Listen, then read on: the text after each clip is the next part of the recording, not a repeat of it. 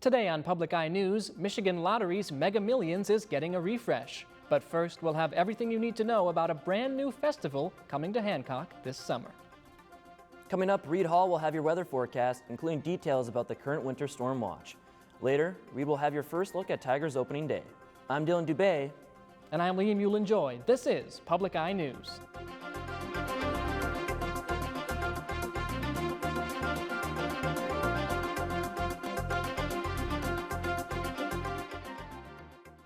The Michigan State Police have provided details on updates to Michigan's child passenger safety laws set to go into effect on April 2nd. The laws are designed to help keep children properly restrained in vehicles, thus reducing their chance of death in a crash by 50%. Infants must be fastened in a rear-facing car seat until they reach the maximum weight or height allowed by the manufacturer or until the child turns 2 years old. Then they can move into a forward-facing car seat until they meet the weight or height maximums or reach age 5. More specifics are available at the MSP website. And Representative Jack Bergman recently took part in a hearing by the Natural Resources Subcommittee on Water, Wildlife, and Fisheries. The purpose of the hearing, to push for House Resolution 485, which would delist the gray wolf from the endangered species list. Bergman argued that the endangered classification is no longer needed as the Great Lakes region has seen a remarkable recovery in the gray wolf population. Delisting the species would put gray wolf management efforts in the hands of individual state wildlife agencies, ending what Bergman's office calls unnecessary federal interference. Frosty the Snowman will be engulfed in flames in the Sioux this evening as Lake Superior State University holds its 54th annual snowman burning. The tradition dates back to 1971, when a group of students known as the Unicorn Hunters burned a snowman, believing the ritual would ward off incoming winter storms. With a staggering 183.7 inches of snowfall so far and seriously strong seasonal winds, LSSU is more determined than ever to sacrifice the snowman. The event will begin at 5:30 with the burning of the snowman capping off the night. The ensuing celebration with live music and food will last until 7 o'clock. And the beautiful city of Hancock will be celebrating summer with Suloista Suvea.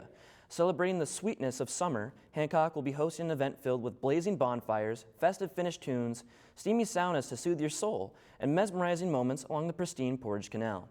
The midsummer event intertwines Copper Country Juhana celebrations with an expanded variety of fun summer activities sponsored by the Finnish Long Drink.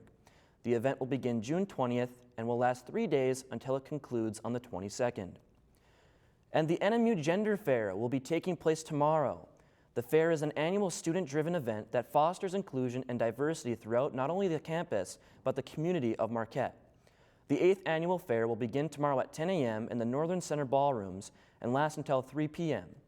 The Gender Fair is free and open to everyone and will feature poster projects from NMU students, a panel talk from NMU faculty representatives, music from the Superior Strings Alliance, and a queer media contest featuring a plethora of brilliant written, visual, and digital art that includes an awards ceremony.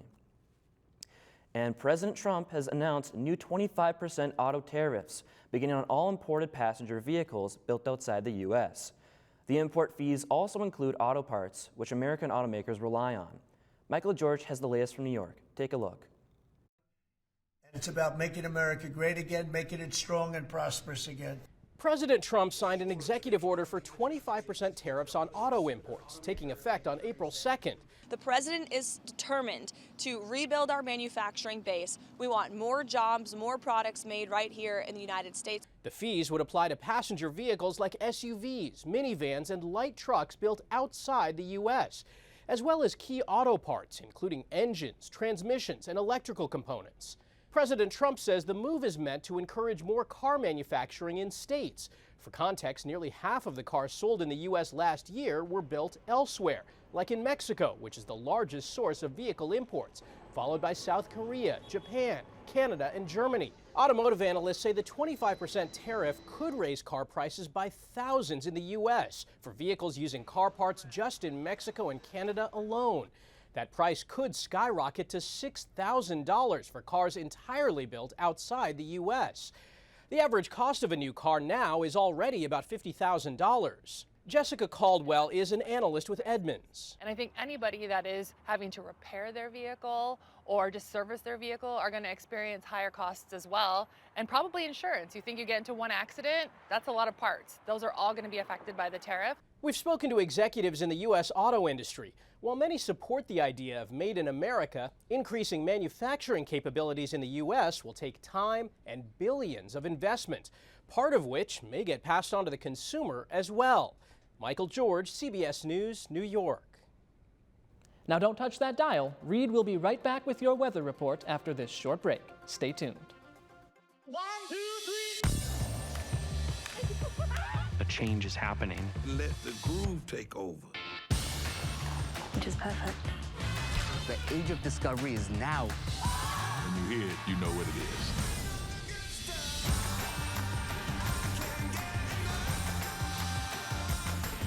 I am quite overwhelmed. It's a joy to be in this world.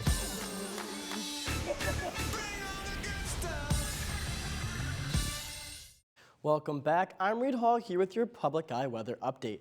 Taking a look behind me at the Academic Mall, a pretty calm and cloudy day out there, not much snow on the ground, but don't get used to that. If we take a look now around the UP, the western side of the Upper Peninsula is pretty sunny today, while the eastern side is pretty cloudy. If we start up in Houghton, it's going to be 39 degrees. If we take a look at Ironwood, it's going to be 43. Down here in Iron Mountain, it's 51. And our warmest spot in the Upper Peninsula today, Menominee at 55. If we take a look towards the east side of the UP, out in Escanaba, it is 49. Manastique's 45, up in the Sioux is 39, and back here, the coldest temperatures in the UP are lovely Marquette at 34. If we take a closer look at current conditions, our winds are north at 15 miles an hour, and our barometric pressure is 30.21 inches and steady. Taking a look into tonight, we'll have partly cloudy skies, a low of 26, winds east at 9 miles an hour, and our moon phase is a waning crescent. Taking a look into tomorrow, we're going to have rain that will transition into freezing rain tomorrow night. We will have an ice storm warning in effect starting at 8 a.m. tomorrow and lasting until 8 p.m. on Sunday. Our high will be 36, our low is 29, and winds will be east at 14 miles an hour. Now, if we take a look into the weekend, we see here that Friday we're going to have a lot of freezing rain. That's going to transition Saturday into more of a winter weather mix. We'll have a little bit of a lull Saturday afternoon before wet and heavy snow will take over Saturday night and into Sunday morning. So if you plan to go out this weekend, please travel with caution. That's all the weather I have for today. Back to the news desk. Well, thank you for that weather report, Reed. I want to reiterate that anybody traveling this weekend should make sure to exercise caution and plan accordingly. But now it's time for some statewide news, beginning with this. Michigan's U.S. senators have announced they are now accepting applications for a judicial appointment in eastern Michigan. According to Senator Alyssa Slotkin, a key responsibility of a U.S. senator is to review and recommend qualified nominees to the federal bench, U.S. attorney, and U.S. marshal's offices. Persons interested in the office of U.S. District Court Judge in the Eastern District of Michigan can request an application by emailing judicial nominations at peters.senate.gov. The deadline is 5 p.m. on Thursday, May 1st. Michigan's 2 senators are also accepting applications for United States Attorney and United States Marshal in the Eastern and Western Districts of the state of Michigan. And the Michigan Lottery has announced that residents will have access to an updated Mega Millions game following the final drawing of its current iteration on April 4th. Tickets are sold in 45 U.S. states. The new version of the game will feature improved odds as players go from a 1 in 24 chance at any prize to a 1 in 23 chance. Odds at winning the jackpot also improve slightly, and starting jackpots are bigger. Since Mega Millions launched in 2002, it has produced 7 winners of $1 billion or more. It was last won in Michigan in January 2021 by an Oakland County lottery club. They won a $1.05 billion jackpot, the largest ever won in Michigan. And President Trump is defending his defense secretary in the wake of continued fallout. This is from the use of a non-government approved messaging app to discuss a military operation. Natalie Brand has the latest from the White House. Defense Secretary Pete Hegseth arrived in the Philippines Thursday morning as a growing number of Democrats call for his resignation. He should be fired. Nobody's texting war plans. Speaking Wednesday, the defense secretary continued to deny disclosing classified information, despite the Atlantic posting new details about what Hegseth shared in a group chat on Signal, a non-government approved messaging app, including the exact timing and equipment to be used in a strike on Houthi rebels. There's no units, no locations, no routes, No flight paths, no sources, no methods, no classified information. I think it's a witch hunt. President Trump is still standing by his national security team and defending Secretary Hegseth. Hegseth is doing a great job. He had nothing to do with this. But the president says he'll ask Hegseth to review whether the contents of the Signal chat should have been classified. Today, the top Republican and Democrat on the Senate Armed Services Committee sent a letter to the acting inspector general of the Department of Defense asking for an inquiry into the incident. We have never denied that this was a mistake. We have said we are making changes. We are looking into the matter to ensure it can never happen again. The White House has not ruled out the possibility that someone could be fired over the incident. Natalie Brandt, CBS News, the White House. After this short break, Reed will be back with your sports breakdown and everything you need to know about the Detroit Tigers opening game. Tune in to the heartbeat of the Upper Peninsula. At Public Radio 90, we're more than just a frequency on your dial. We're your trusted home for national public radio. Let our diverse blend of music be the soundtrack to your day. Public Radio 90, where community comes alive. Tune in and let your imagination soar. Don't miss Weekday with Hans Ahlstrom, Monday through Friday from 3 to 4. You're listening to member-supported Public Radio 90, WNMU FM. Welcome back. I'm here this time with today's sports breakdown. It's once again that time of year, opening day of Major League Baseball. The Detroit Tigers will kick off their quest to make it back to the postseason tonight against the Los Angeles Dodgers. Reigning American League Cy Young winner Tarik Skubal will take the bump for the Tigers in a much-anticipated pitching duel against Dodger newcomer Blake Snell. It was an injury-riddled spring training for Detroit, who limp into opening day with the depleted outfield, missing Parker Meadows, Matt Vierling, and Wenzel Perez. Tonight's matchup should be a good early season indicator for Detroit, as the loaded Dodgers squad, led by Shohei Ohtani, are early World Series favorites. First pitch is set for 7:10 p.m. And taking things over to the ice, where the Detroit Red Wings look to keep their postseason hopes alive tonight in a must-win conference game. The Wings will play host to the Ottawa Senators, who currently hold the top wildcard spot in a tight Eastern Conference playoff race. Detroit, after winning just 3 of their last 13, now find themselves 3 points back of a playoff berth. With just 11 games to go, each game from here on out is make or break for the Wings, who find themselves in a much too familiar situation to close out the season. The Senators currently lead the season series 2-1, winning the last matchup thanks to Linus Ullmark, stopping 48 of the 49 Red Wings shots on goal. Puck drop is set for 7 p.m. And ending things off on the track, the NMU women's outdoor track season begins this weekend at Illinois State for the Redbird Challenge. The Cats will look to build off their momentum from indoor track season, which saw several school records broken and a 4th-place finish at the GLIAC Championships.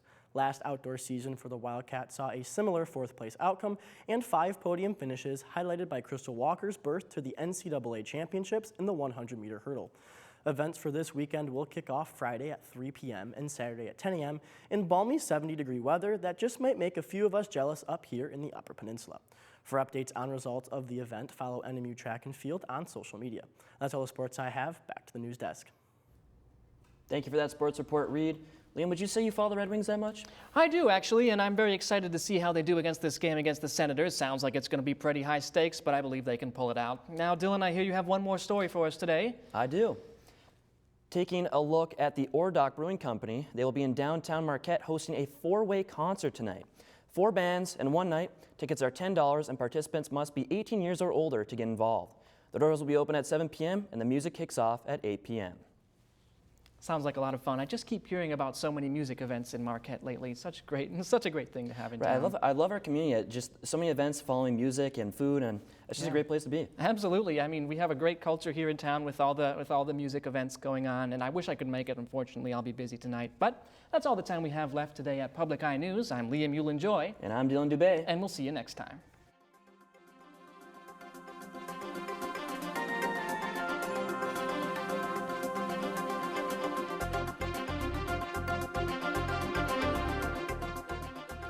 The preceding program was produced by WNMU-TV, Northern Michigan University Public Television, in studios located in Elizabeth and Edgar Hardin Hall.